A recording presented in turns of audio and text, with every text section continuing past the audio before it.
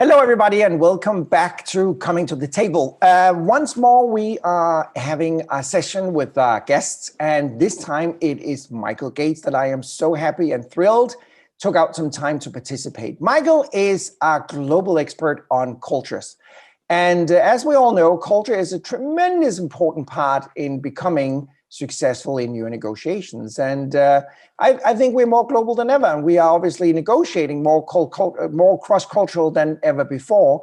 And even during the pandemic, obviously, we are online. We are 1 minute, we are in China. The next minute, we're in Austria. And the third minute, we are in Boston. So, I mean, we're really, truly negotiating everywhere. So I'm so thrilled and happy that Michael would take out the time. I know it's evening in Finland where you are right now, Michael. So welcome. Would you like to introduce yourself just very briefly, Michael, so we all know who you are? Yeah, so I'm Michael Gates, and we met fairly recently when you'd read one of my articles about the process of the Brexit negotiations culturally. And cross-cultural negotiation is my main field. I teach it as an associate fellow at the Said Business School at the University of Oxford.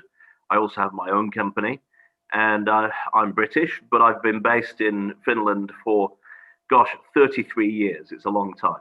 So I'm used to the dark and cold by now. Yeah, and I'm actually impressed because, as I understand, you speak and understand Finnish as well, right, Michael? I do, yeah.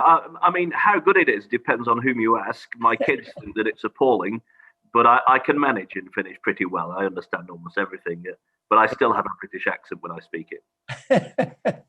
I don't think I've ever heard that. Finnish with a British accent, but I believe you. Anyway, Michael, let's dive into it. I know you have a schedule. How did you get into culture originally? What was it about the topic that you found was exciting? Well, originally I sort of got into it by accident, bizarrely. I'd been working in radio in the UK for 5 years, in the early to mid 80s, and then I went abroad. I decided I wanted to go and work abroad. And I was teaching business communication skills, presentation skills, but I hadn't really been involved in the cultural field. But then the boss that I was working for at the time started writing about cross culture, involved me. We developed a lot of things together, and I got more interested. But yeah, I mean, I suppose in a way it wasn't a surprise because I'm half Austrian. Oh, and my first culture clash, and in culture we talk about culture clashes, was when my Austrian mother sent me to school in quite a rough part of close to Manchester, Salford. For any Americans, it's like the equivalent of the Bronx was in New York. And she sent me on my first day at school wearing Austrian lederhosen. Well, you can imagine that I felt a cultural difference at that point. Yeah, I could imagine that. So that was your first experience within culture clashes. Yeah, that was my first cultural clash. And then I read English literature at Oxford. And if I think about it, literature in a sense has quite a lot in common with culture because you're talking very often about character and motivation, right, and about communication very much. So there is a link, I would say. And I think having that background in literature has actually been quite useful for me. Right. Oh, good. Michael, a very important question is, how do you see culture in connection to negotiation? Obviously, when we talk the world of negotiation, there's so many things that all the experts says we have to be aware of, and you have to remember to ask questions, and you have to prepare, and you have to understand nonverbal language, and you have to do this, and you have to do that. So obviously, culture is part of that package as well. But how important do you see the understanding of culture when we negotiate? Well, as you obviously know very well, understanding your counterpart is extremely important. Putting yourself in your counterpart's shoes, seeing things from their point of view, understanding their interests. Culture, one of the challenges with it is that a lot of it's beneath the surface. And many cross-culturalists have depicted culture as an iceberg. And there are certain things that we see on the surface, but under the surface are values, and those can be pretty much hidden. And when those values start to clash, that's where you get challenges. And in my article on the Brexit negotiation, I positioned it very much as a sort of clash or misunderstanding between Anglo-Saxon pragmatism and our philosophical tradition in the Anglo-Saxon world is quite pragmatic. Mm, and French Cartesian logic, which I think is very much behind the way in which the European Commission operates, quite a strong French influence. So it's mm, very important to understand that. mm, And when you're speaking to someone who negotiates in a different way from you, if you understand the way in which they use argumentation mm, and somehow come halfway, and if I were a Brit negotiating with the French, then I would try and stress logic, even mm, using the word logic mm, often, particularly when I was being illogical. I'd say the logical way to look at it is this. Then you probably have a better chance of success. And in fact, there was a recent article in the Harvard Business Review about a study of American lawyers communicating with judges. And they used computer analysis and analyzed about 25 million words. And what they found was that those lawyers who mirrored in some way the vocabulary, tone, and style of judges that they were dealing with had double the chance of winning their case. So wow. that's a pretty strong argument for that adaptation. Right. So Michael, back to the discussion on culture. Is that kind of a culture as well when you talk about lawyers and judges?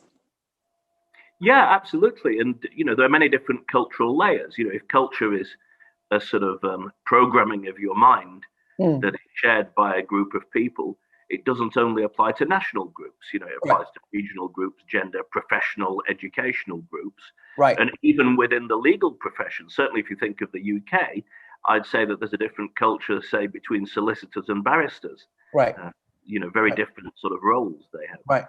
Very interesting because often when I'm talking to clients or students about culture, they see culture as, moving from Finland to Korea. Then obviously there's a different culture. So what you're saying is culture could even be within one country or going from one industry to another industry. Absolutely. I mean, if you take the US, there are huge cultural differences, and we all know about the Oh, political cultural differences. But then if you right. think regionally, someone from the New York, the Northeast, compared to someone from the Deep South or the Midwest or Oh, yeah. California, has a very different cultural background. And even in a Yeah. small country like your country of origin, Denmark, I Mm, would say that someone from Copenhagen probably has rather different cultural values and behavior than someone from Jutland. absolutely. So what I'm also taking from what we're talking about right now, Michael, it's dangerous just to put, for instance, saying a North American U.S. culture into one box and saying this is an American culture, this is a British culture, or we really have to dive in deep, huh? Yeah, absolutely. And I think whenever we're looking at difference, then we can. It's a bit like Google Earth. Sometimes we want to look at the broad differences from quite some different distance, but then you zoom in, Hmm. and any sort of categorization in the end becomes absurd. But it's Right, a starting point for thinking about it. So right. if you take the US, you could talk about some core American values, Mm, but then, what are the differences as you move to different regions, different mm, parts of the country, and then, of course, between different industries, and then even right, within one company, right, different departmental cultures. I'd right. say one of the biggest differences might be between research and development and marketing. Mm, right. That leads me on to another question. And I know this might be a difficult one, Michael, but could you identify one or more cultures that you think are more compatible with negotiation or better at negotiation, simply based on their culture, not because they are automatically better negotiators, but just have a culture that is more open to negotiation, if I can put it that way? Yeah, I mean, I think there's a difference between open to it and good at it. If I think about this question, I would say, in my experience, the Chinese are pretty good negotiators. Mm, Why? Well, one thing is that they're very good listeners, mm, and the Chinese word for listening, ting, is made up of about four different symbols. I can't remember all of them, but they mm, mean, observing, which could mm. be visual observation. It means Right, concentration, using your ears as well as your eyes. And right. so they clearly are listeners in quite a complex way. And I think listening is obviously an important characteristic for Mm, negotiators. mm, I think they're very good at gathering information. mm, Many Westerners go to China not as well prepared as the mm, Chinese are. And the right. Chinese probably know a lot more about them and mm, their interests, and they know about the Chinese and their interests. And right. one way in which they find out this information is by spending time with you. So Yeah. when they take you for a tour of the Great Wall and a banquet where you're eating goose livers and whatever, it's not just entertainment. It's trying to find out whom you are as a person. Sure. And I think we would both agree that understanding of the person you're dealing with is extremely important, and they're very good at that. The Mm, other culture that I would say are pretty good at negotiating are Russians, mhm, uh, for rather different reasons. They are quite tough in mm, negotiation, and toughness isn't always the best thing. There is a tendency, maybe sometimes, to win-lose rather than win-win, and we all mm, know win-win is important. But Russians are very patient, mm, and they're very strategic. mm, Just think about how good they are at chess. mm. And chess is a form of negotiation. It's thinking a few moves ahead, Yeah. and Russians tend to be pretty good at that, I would say. Right. Now, if we just zoom in on the British and perhaps American culture, I mean, if you look at the British Empire, Britain has obviously, as we all know, for centuries been around the world and kind of negotiating with everyone and everywhere. Shouldn't that have kind of built in a kind of cultural understanding and the ability to negotiate automatically? Shouldn't that kind of be incorporated into the genes of a global culture like the British? Yeah, and I mean, I think that in general, and obviously as a Brit, I've got to avoid being biased, but I think Brits are pretty good at negotiation, and, Uh-huh. for one very simple reason, that very often they're the ones who are using their own language Mm, and expecting other cultures to use their language, to use yeah. British, and of course they have a natural advantage there. Right. I think they're also pretty good at building compromise, Mm, at creating a sort of reasonable atmosphere. right. Uh, However, some of those things can work to their disadvantage, and particularly if I think about the British and the French, if you get pragmatism and compromise as opposed to logic, Mm, then uh, it could be quite a difficult yeah. problem, really, I or see. a difficult thing to do. Yeah. Right. How would you see, we see it all over the place constantly, the American and Chinese trade war and the negotiation between the US and Russia and all of that. How do you see the US negotiating with the two cultures that they kind of consider their opposite, their counterpart right now? You just named those two cultures better at negotiation. So would that mean that the Americans would be less able to negotiate with those cultures automatically? Well, I think obviously in the background of all this are political considerations. Mm, So there are many different layers of it. I think one thing that the Chinese and the Russians and the Americans have in common is that they're all cultures who are prepared to be quite tough in negotiation. mm, And normally, it's the cultures who are big and economically powerful who are able to be tough in negotiation. mm, I mean, there's one culture that I can think of that's much smaller, certainly in terms of population mm, and world influence, who's very tough, and that's North Korea. mm. But we wouldn't necessarily want to be like them. Right, But right. tough. So, the fact that the Americans, the Chinese, and the Russians are all very tough. Yeah, Um, if you've got two sides being tough, then it's going to be quite hard, probably, to yeah, reach a compromise. yeah, yeah, exactly. Um, in your long career and within your expertise, Michael, have you ever found any nationalities or cultures that are simply just incompatible with each other? So regardless what they're trying to do, they just don't understand each other. Yeah, well, I mentioned the French and the British, and it's a curious one because, in terms of values, I think the French and the British are quite close. And if you think about it, we had the invasion in 1066 of the French, Mm, and so mm, many Brits have French ancestry. mm, But from the point of view of communication and from the point of view of argumentation, there really is this big difference. So, for example, when the UK joined the EU in 1973, I mm. think we probably felt, well, we may not agree with everything, but we'll somehow, bumble along and come out with some opt outs and compromises, and we can change things along the way. Yeah. But if you're starting from a type of argumentation which is based on Descartes' discourse on method, where you Right. start with a premise and then you have an analysis and then a synthesis. Mm. And if the original premise of the EU was gradually, of course, it was the coal and steel union and then the common market, but Mm. the ultimate goal was to have some sort of European federation. Right. Then if you're thinking in a Cartesian way, you don't compromise and you Mm. keep moving towards that goal. Right. And so I think the British joined maybe, and I'm not going on any sides here, I'm just talking culturally, Mm. under a different premise Right. than maybe the French dominated way of thinking in the EU was Right. looking forward to the future. Right. Now, if we just look at that melting pot there in cultures in Europe, when we're talking about the British and the French, how important negotiation wise is the German culture, Michael?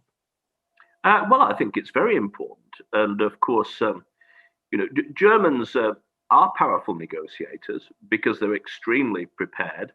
They're very thorough.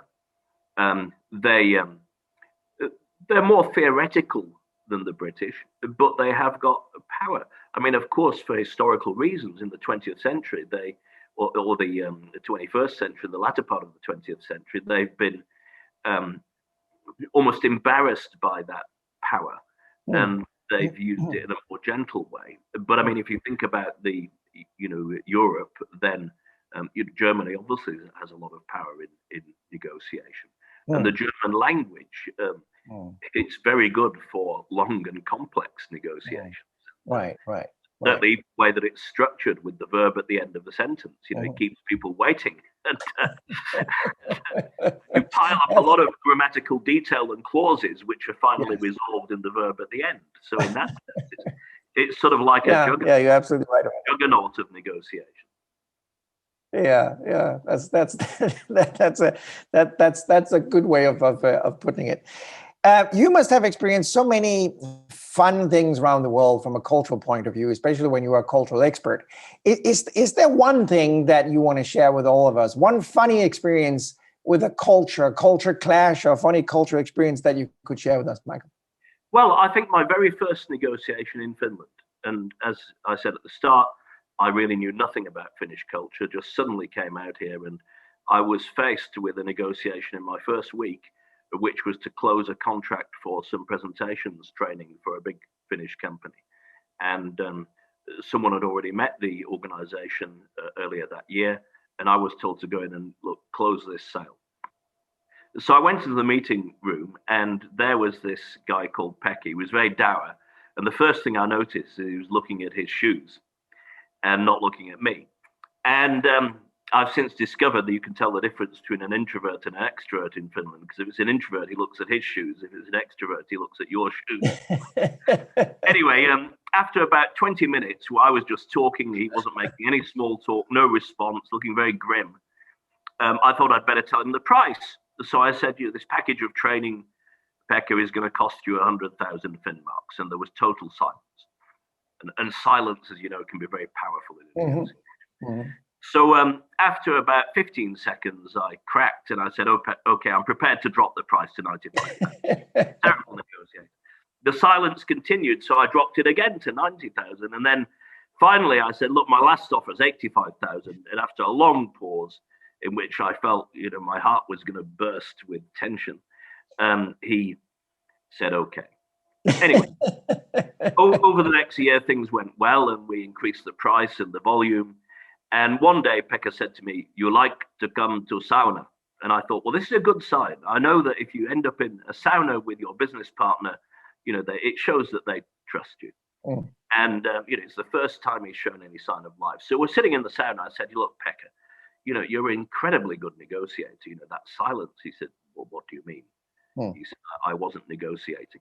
I said, well, what were you doing? He said, I was thinking. I said, come on, what were you thinking? He said, I was thinking 100,000 is a very fair and a reasonable offer. I said, well, thanks a lot. Why didn't you say anything? He said, I just told you I was thinking. I said, could you be a little bit more explicit? And he said, I was thinking I would like to say I'm very interested for this proposal. Right. I thought again, interested for, interested of, interested about. And before I remember that the preposition after interested is in, you said 95,000. So I thought, I wait a little longer. And when you said 85,000, I felt sorry for you. So that taught me Mm, quite a lot about negotiation. And it was, in retrospect, it sure. was easy. Yeah. Sure. I think that's actually, I think that's a moment we all can learn from, because I think there's a tendency, back to what you said about the Chinese, they're very good at listening. I think there's a tendency that a lot of negotiators, especially in the West, feel they have to talk all the time, right? And they have to respond to something immediately. And I think that you just nailed it right there, Michael. Just silence can actually do really good for you, right? Absolutely. And, I've learned to be comfortable with silence. And it's a Hmm. great relief when it Yeah. doesn't stress you anymore. Yeah. Many Westerners I know dealing with Asian cultures, and of course, Finnish culture originally is in some ways an Asian culture, from somewhere Hmm. in Central Asia. Um, Many Westerners talk themselves into a hole Hmm. because they get so stressed by the silence, they start Hmm. giving things away. Oh yeah, yeah, yeah. You're absolutely right. You're absolutely right. Just talk about Finland for a second. Being from the Nordics as well, I completely agree with your view on the Finns, because in Denmark we view the Finns as being very quiet as well, and less talking than the rest of the Nordics. But have you seen a development in Finland in the last 30, 40 years, or they still maintain the same culture? I think they're still the same. Right, right. Young people, some of them are more talkative, but Mm, certainly not all of them. right, And right. I remember meeting a Finnish guy, an older guy, and his son was also in the business. His son was quite young, and we were having a meeting. And this older Finnish guy was saying, "Yes, our young people are so different. They are so talkative and extrovert." And during the hour's meeting, his son didn't say a single word. Because it's very difficult to see ourselves as other seers. Oh yeah, well, that's a great experience. Michael, just before we wrap up, could you name a couple of things that you feel is really important for all of us to be aware of about cultures before we step into a negotiation? I'm sure there's probably a long list of items, but if you could just highlight 2, 3 items that you feel is essential that we should all be aware of. Yeah, well, I think number one is know yourself. It was written above the Delphic Oracle in ancient Greece. And know yourself, your style, your strengths, your weaknesses, how you might be perceived by others.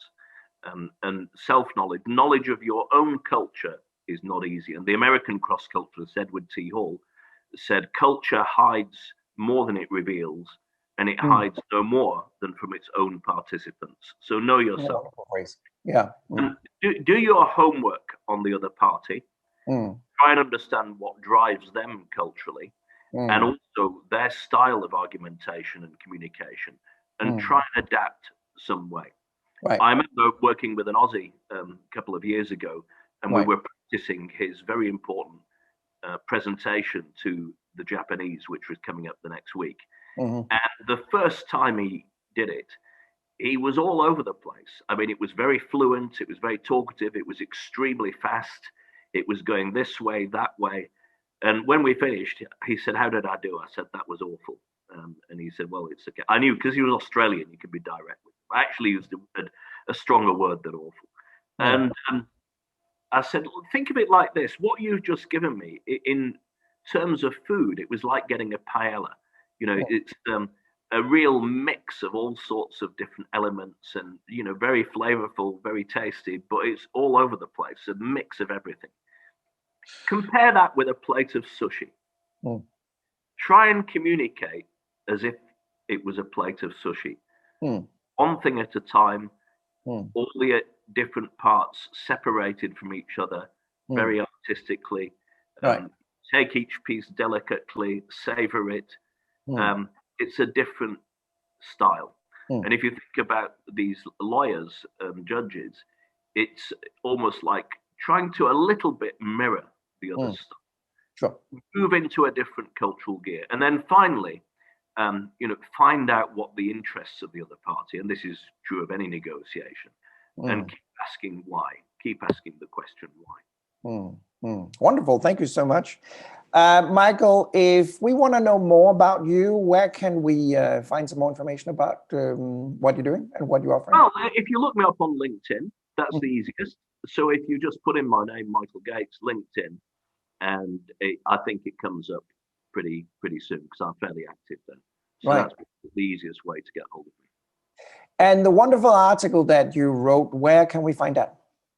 Well, again, it's on LinkedIn, and actually, the easiest way to find it, the easiest way to find it now is if you type into Google Oxford Answers.